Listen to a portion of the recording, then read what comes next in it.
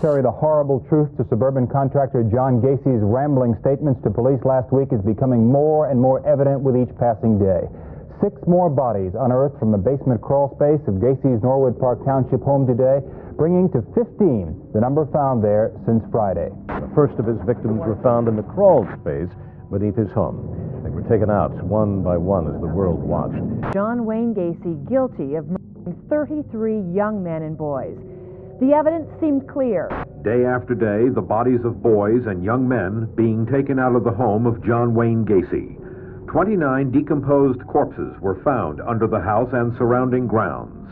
4 other bodies were discovered in a river several miles away. When they paint the image that I was this monster who picked up like these altar boys along the street and swatted them like flies, I said, this is ludicrous.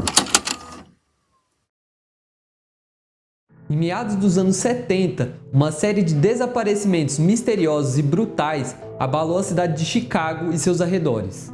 Os jovens que desapareciam pareciam sumir sem deixar vestígios, e à medida que as investigações avançavam, o medo e o horror começavam a se espalhar pela comunidade local.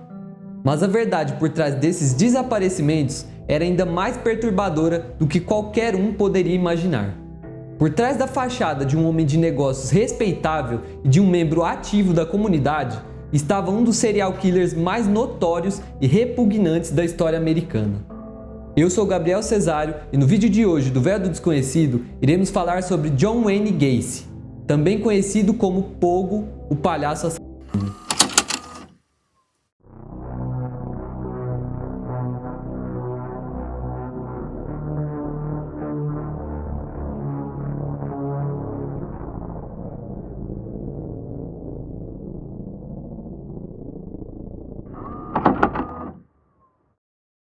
John Wayne Gacy nasceu em 17 de março de 1942 em Chicago, Illinois. Desde o início, sua vida foi marcada por violência e abuso. Filho de John Stanley Gacy, um alcoólatra agressivo, e Marion Elaine Robinson, Gacy sofreu constantes espancamentos e abusos psicológicos durante sua infância. Seu pai o chamava de fracote e constantemente o ridicularizava, minando sua autoestima e criando um ambiente de medo e raiva. O jovem John tentava de todas as formas agradar ao pai, mas nunca conseguia satisfazer suas expectativas. Esses anos de abusos deixaram cicatrizes profundas que ajudaram a moldar sua personalidade sombria e distorcida. Na escola, Gacy também enfrentava dificuldades. Ele tinha problemas de saúde, incluindo desmaios inexplicáveis e uma condição cardíaca que o impedia de participar de atividades físicas, tornando-o alvo de piadas e isolamento. Essas experiências, combinadas com a falta de apoio e segurança em casa, fizeram com que ele se tornasse cada vez mais retraído e inseguro. Por trás das dificuldades escolares e familiares, Gacy escondia uma luta interna com sua própria sexualidade. Desde cedo, ele se sentia atraído por outros garotos, mas o medo de represálias e o ambiente hostil de sua família o levaram a reprimir essas emoções. Durante sua adolescência, Gacy começou a desenvolver fantasias violentas que incluíam submissão e controle, misturando desejo e ódio. Era um conflito interno que crescia cada vez mais e eventualmente se manifestaria de forma devastadora. Apesar de todos os obstáculos, Gacy tentou levar uma vida normal ao entrar na vida adulta. Mudou-se para Las Vegas e começou a trabalhar em uma casa funerária como atendente. Durante esse período, ele passava horas sozinho com cadáveres.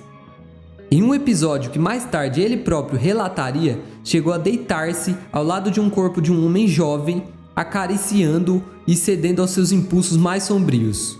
Esse foi o primeiro indício de que suas fantasias de dominação e controle estavam prestes a transbordar para a realidade. Ao retornar a Chicago, Gacy parecia determinado a construir uma imagem respeitável. Ingressou em um curso de administração e se envolveu ativamente em atividades sociais e políticas. No final dos anos 60, casou-se com Marilyn Myers e parecia estar no caminho de se tornar um empresário de sucesso e um membro respeitado da sociedade. Trabalhou para o sogro como gerente de uma rede de restaurantes de fast food, ganhando o respeito de seus colegas e a confiança da comunidade.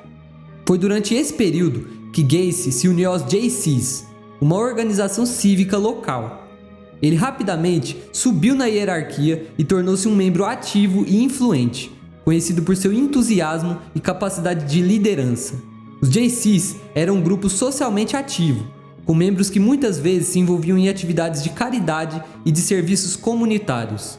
No entanto, Gacy usava essa plataforma para atrair jovens para sua esfera de influência. Com o tempo, sua fachada de cidadão de bem se consolidou, tornando-se quase impenetrável.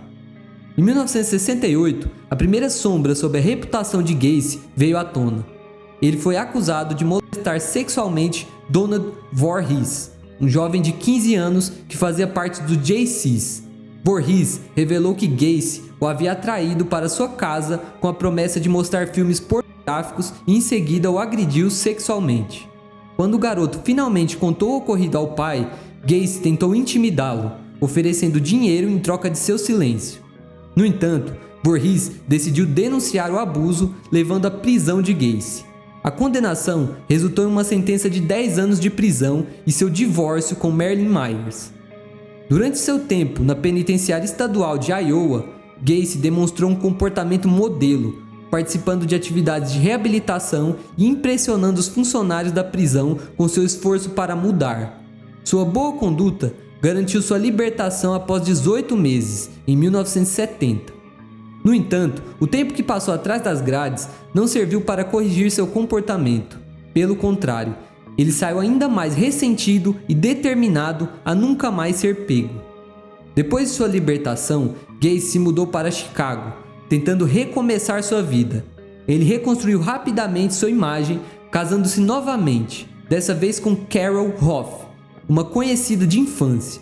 Em 1971, comprou uma casa em Norwood Park, um subúrbio tranquilo de Chicago. A casa, localizada na West Somerdale Avenue, logo se tornaria o local de seus crimes mais horrendos. Ninguém poderia imaginar que por trás das paredes daquela residência aparentemente normal, Gacy estaria criando um verdadeiro cemitério subterrâneo. Gacy abriu sua própria empresa de construção, a PDM Contractors, e começou a empregar jovens para trabalhos de reforma e manutenção. Sua imagem de empresário bem-sucedido e chefe amigável permitiu que ele atraísse jovens de diversas partes da cidade. Foi também nesse período que ele desenvolveu a identidade de Pogo, o palhaço. Ele se vestia de palhaço e participava de eventos beneficentes e festas infantis, levando sorrisos a dezenas de crianças. The clowning was relaxation for me. I enjoyed entertaining kids. Like some people are, they unwind in different ways, either by going out drinking or that. I could put on clown makeup and I was relaxed. And I enjoyed doing it. It was only twice a month that I did it. Yeah, this was not used then for a lure to draw kids to you No, we would visit different hospitals and entertain the children there. And we didn't entertain them with handcuffs or anything like that. All we used was balloon animals and small toys and stuff like that. But we also did parades. And in the summertime, like on 4th of July, I used to be in 4 parades in one day. I've always told people when I got into clown makeup, I regressed into childhood. It was fun being a clown because you could be yourself or just let yourself go and act a fool. You could be slapstick and funny and have a good time. That's why I always enjoyed clowning. Clowning has taken a bad name because of what they've used in my case. Gacy conseguiu manter sua imagem pública como um cidadão exemplar, mesmo enquanto cometia crimes horrendos em sua casa. Ele atraía suas vítimas, geralmente adolescentes e jovens, oferecendo-lhes trabalho em sua empresa de construção. Muitas vezes eles eram abordados na rua ou em centros de recrutamento, onde Gacy se apresentava como uma figura amigável e confiável. Uma vez que as vítimas estavam em sua casa, Gacy utilizava várias táticas para dominar e controlar os jovens. Eles frequentemente os enganava, fazendo com que acreditassem que estavam sendo contratados para trabalho honesto. Porém, assim que entravam em sua residência, Gacy revelava seu verdadeiro lado. Com uma abordagem metódica, ele usava técnicas de manipulação psicológica e violência física para intimidar os jovens. Era nesse ambiente de terror que ele satisfazia suas necessidades sádicas, torturando, assassinando suas vítimas e ocultando os corpos sob a casa ou em locais próximos. Entre 1972 e 1978, Gacy sequestrou e assassinou pelo menos 33 jovens, embora o número real de suas vítimas possa ser ainda maior. A maior parte das vítimas era composta por adolescentes que desapareceram sem deixar rastros. A polícia começou a perceber um padrão de desaparecimentos, mas não conseguiu estabelecer uma ligação imediata com Gacy.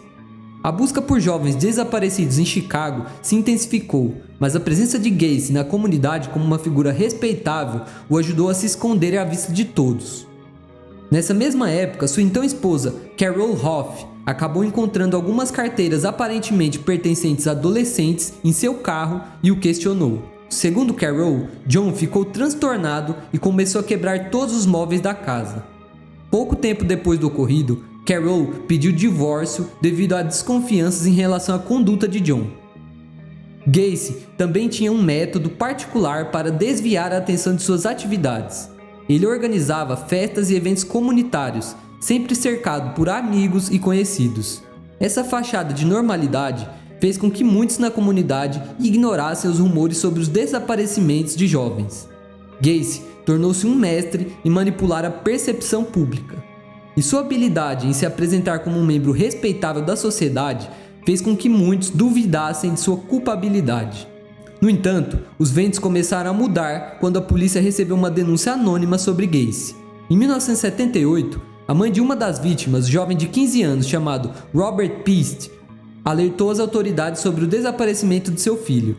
Pist havia sido visto pela última vez deixando a farmácia onde trabalhava e foi relatado que Gacy o havia convidado para discutir uma oportunidade de trabalho. The boy was Rob Pist, a sophomore in high school who worked part-time at the Nissan pharmacy in the northwestern suburbs of Chicago. On December 11th, at quitting time, he told his mother he was going to talk to a man about a construction job. But Rob Pist never made it home. His parents finally ended up at the police department to fill out a missing persons report on their youngest son. At the time, the man in charge of the state's attorney's office was Terry Sullivan. One young police officer happened to come up the one morning, and he said, "Terry, there's a couple that was here last night reporting their son missing, and I think there's something strange to it. I don't believe that he's a runaway." Sullivan agreed. Rob Pist was the consummate good kid, devoted to his family, an honors student who wanted to be an astronaut. There was no reason for him to run away. Something was wrong. Immediately, a search was organized. His parents were devastated. I went to pick up Rob at the drugstore where he works at about 10 to 9. And he says it would take a few minutes, that he wanted to talk to this contractor about a job.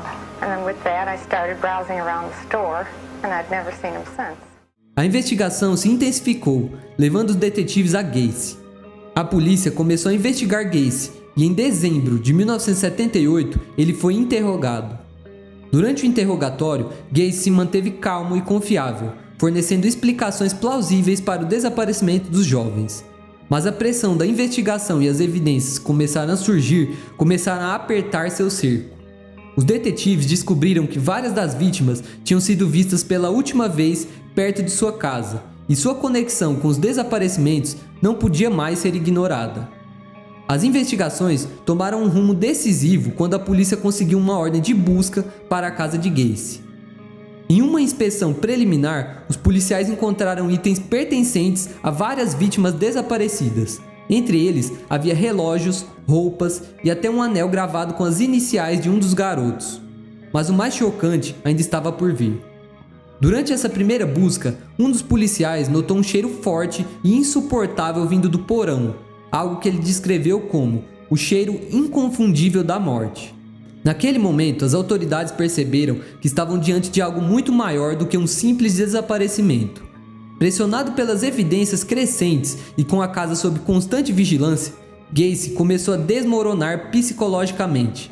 Ele sabia que era apenas uma questão de tempo antes que seu segredo fosse revelado. Em um ato que misturava arrogância e desespero, convidou alguns dos detetives para jantar, durante o qual se gabou de suas conexões políticas e influência local. Mas o que mais chamou atenção foi quando, em um momento de aparente perda de controle, ele mencionou casualmente que a polícia nunca encontraria todos os corpos. Bodies in the basement. It was an appalling idea that haunted detectives, some of whom had actually spent several hours inside Gacy's home in the rec room, just above the basement. Gacy himself had invited the detectives inside for drinks, perhaps out of arrogance, perhaps in an effort to taunt them. Based on these new clues, detectives pushed for a second search warrant. Then, late in the evening of December 20th, they followed Gacy to his attorney's office. We were absolutely certain that at this point there was a confession because the attorneys were very, very, very nervous. After spending the night on the couch at his attorney's office, Gacy was on the move. The exhausted detectives had followed him for 8 days. Christmas was just 4 days away. And finally, they believed Gacy was going to crack. This was the beginning of the end for Gacy. He had apparently decided that he was going to commit suicide and was going to go around and say his last goodbyes. One of Gacy's first stops was the Shell gas station, where he was a regular customer. At that point, I go in the gas station. I recovered some drugs that Gacy had given to these people as he was saying his last goodbyes. When I got that information, I told them to take him down, to arrest him. That was probably the closing of the news. We rushed the car at a stoplight, pulled Gacy out of the car, threw him up against the trunk of the car, and told him that he was under arrest for a drug violation. By December 21st, just 10 days after Rob Peast disappeared, John Wayne Gacy was headed for jail on a drug charge. He was connected to several missing boys, but not a single body had been found. As Gacy was led into the station, a second search of his house was just moments away. When Crime Stories continues. Com uma nova ordem de busca e armados com ferramentas para cavar o subsolo da casa, a polícia voltou à residência de Gacy. Assim que começaram a escavar o espaço rastejante sob o piso, a verdade horrível veio à tona. Cadáver após cadáver foi encontrado enterrado em covas rasas. Cada corpo era um lembrete grotesco do horror que Gacy infligiu a seus jovens alvos. Os investigadores trabalharam por dias, removendo os restos mortais, enquanto Gacy, agora sob custódia, assistia impassível. Found at John Gacy's house had spread through the media. The Cook County medical examiner, Dr. Robert Stein, arrived and joined the crew to direct the exhuming of the bodies. First, they ripped out the floorboards of the house, exposing the crawl space completely. Some workers dug through the mud beneath the house. Others began to dismantle the garage. By midday, the first body bag emerged. The crew pressed on. A second body was carried out shortly after. On that first day, a ritual was established that would last as long as the digging continued. Each afternoon, Dr. Stein would report the discoveries of the day. In the garage, there was just one skeletalized remain, and in the house itself also a skeletalized remain. No one knew how many bodies would eventually be found, but based on Gacy's confession, officials speculated that the number would be considerable. When this whole thing is over, you might be witnessing one of the most horrible crimes, perhaps, in a century. Early on, investigators brought in the one person who could provide the most help, John Gacy. He showed them one spot to check and then was quickly whisked away. Gacy's information about the graveyard beneath his house was remarkably precise. At one point, he even drew a sketch of the crawl space. To this day, it's a bone-chilling little handwritten sketch because this guy knew where almost every body was. He didn't remember the names of them, or he wouldn't tell us the names, but he knew where they were in the basement. Conforme a escavação progredia, os números subiam rapidamente. Ao todo, 29 corpos foram descobertos enterrados sob a casa e em seu quintal. Mais tarde, Gacy confessaria que outras 4 vítimas foram jogadas no rio Des Plaines, elevando o número total de assassinatos para pelo menos 33. A cada descoberta de um novo corpo, os investigadores se viam diante de uma nova tragédia. Cada jovem tinha uma história, uma família e um futuro que foi brutalmente interrompido. Muitos dos cadáveres estavam tão deteriorados que a identificação tornou-se um processo longo e doloroso. Alguns nunca foram identificados. All 6 bodies were essentially skeletalized. For those working in the crawl space, the job was horrendous. Each time they dug a hole, it would immediately fill with water. They would sort through the mud by hand, picking up small bones. Whenever they found a skull, they placed a stake into the ground with an identifying number. Outside in the freezing cold, among the spectators was veteran crime reporter John Drummond. It attracted the curious, despite the cold weather. People would come out there to see the scene because what had this scene ever happened before? No. The odor was terrible. All the investigators that we talked to afterwards admitted that the stench, despite the fact it was very cold weather, was overwhelming. It was terrible, and the smell of death was everywhere as they went in there. Some people came not just out of curiosity. They were relatives of young men who were missing. I just have a grandson missing, and it's just a stab in the dark. The number of bodies found today are 6. Bringing the total to? 21. In the final stages of the search, the Gacy house was completely dismantled. 29 bodies had been unearthed. As famílias dos desaparecidos que passaram anos sem respostas, finalmente tiveram a confirmação de seus piores pesadelos. A angústia de saber que seus filhos haviam caído nas mãos de um monstro como Gacy era algo que nenhuma quantidade de tempo ou justiça poderia curar. O julgamento de John Wayne Gacy começou em fevereiro de 1980 e atraiu a atenção nacional e internacional. O palhaço assassino tornou-se uma figura de fascinação mórbida. Durante o processo, a defesa tentou argumentar insanidade, alegando que Gacy sofria de um transtorno de personalidade múltipla. A teoria era que ele tinha momentos em que perdia o controle e agia como uma outra pessoa. No entanto, os promotores desmontaram essa tese, apresentando evidências de que Gacy sabia exatamente o que estava fazendo, planejava meticulosamente seus crimes e tomava medidas para encobri-los. What did they come up with from the standpoint of what the hell is it? God, I can't remember offhand. Borderline personality, antisocial behavior. I don't see how anybody can be antisocial when you were involved with the public as much as I was. How about the multiple personality issue? Oh, the multiple personality came out of Dr. Reifman and Hartman. These two clowns from the Cook County there. They came to see me the first time. I said, "Do you want to talk to John Wayne Gacy, the politician, the clown, the family man, or the businessman?" The next day, I see it in the newspaper. Gacy has 4 personalities. Durante o julgamento, Gacy manteve um comportamento arrogante e frequentemente zombeteiro, chegando a desenhar caricaturas de palhaços em seu caderno. Ele parecia completamente desconectado das consequências de suas ações, tratando tudo como um espetáculo.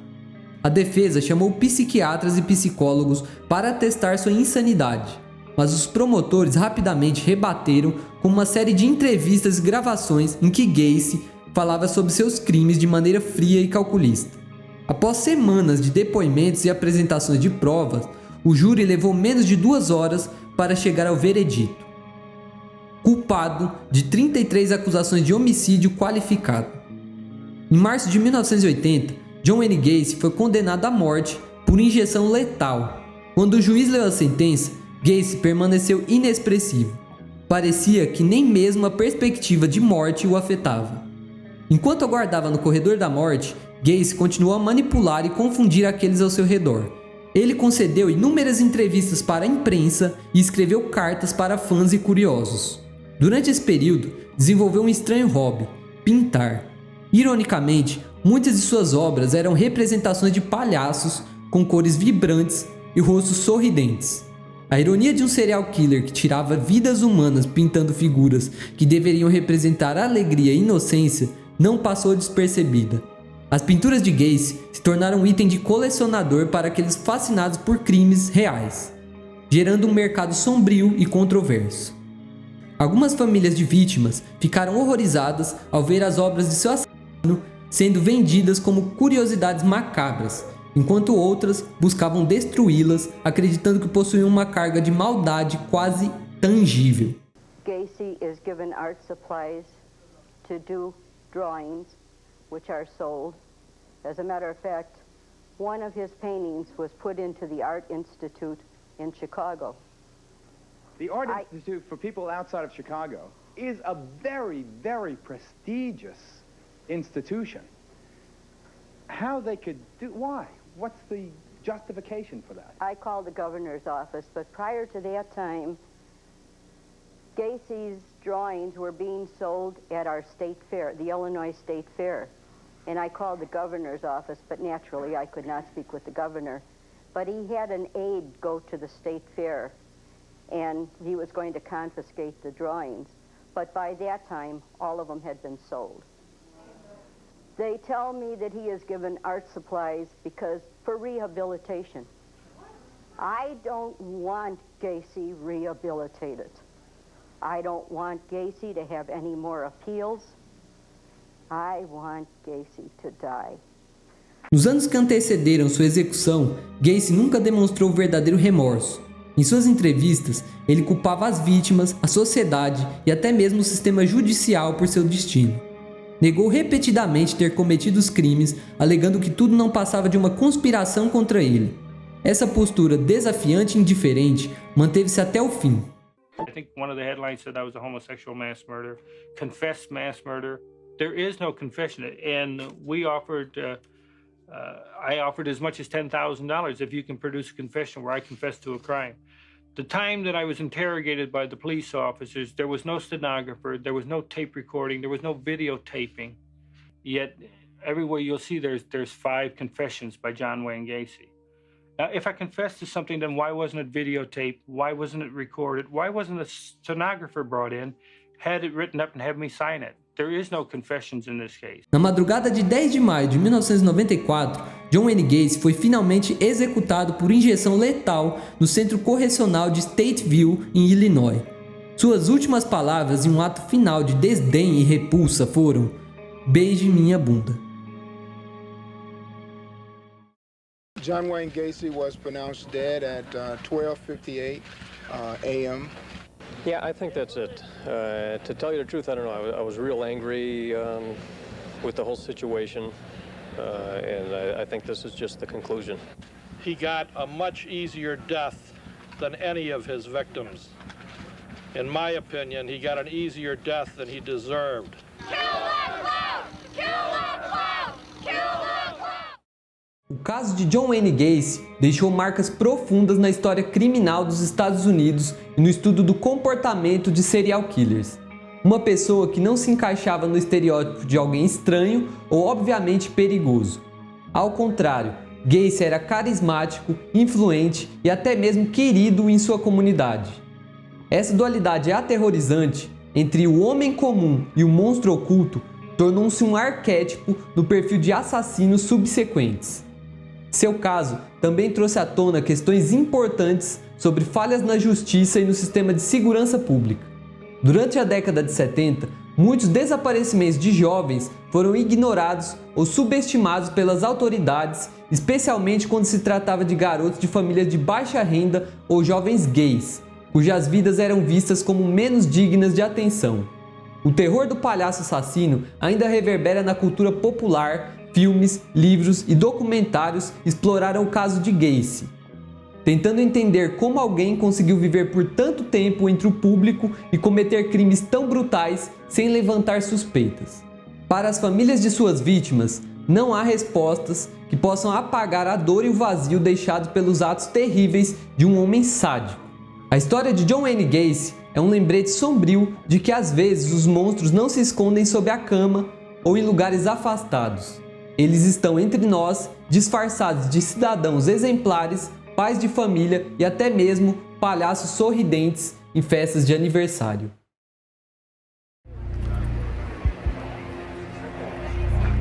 Hey, I got news for you. I killed 33 times. You're only gonna kill me once. Gacy outsmarted him again.